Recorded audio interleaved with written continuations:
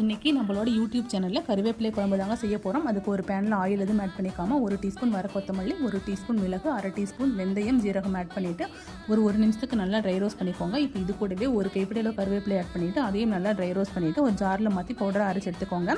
ஒரு பேனில் 3 teaspoon oil add பண்ணிக்கோங்க. எண்ணெய் நல்லா காஞ்சதும் கடுகு ஆட் பண்ணிக்கோங்க. கடுகு நல்லா பொரிஞ்சதும் இது கூடவே 10 பல்லு பூண்டு, 2 வரமிளகா, 20 சின்ன வெங்காயம், கொஞ்சமாக உப்பு ஆட் பண்ணிவிட்டு நல்லா வதக்கிக்கோங்க. வெங்காயம் நல்லா வதங்கினதுக்கப்புறம் அது கூடவே ஒரு சின்ன தக்காளி ஆட் பண்ணிவிட்டு அதையும் நல்லா வதக்கிக்கோங்க.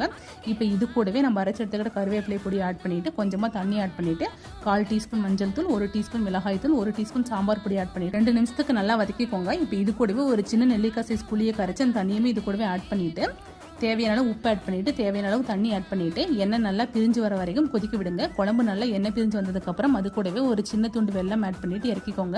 அவ்வளோதான் ஃப்ரெண்ட்ஸ், நம்மளோட கருவேப்பிலை குழம்பு சூப்பராக ரெடி ஆயிடுச்சு. நீங்களும் வீட்டில் ட்ரை பண்ணி பாருங்கள். டேஸ்ட்டு ரொம்பவே சூப்பராக இருக்கும்.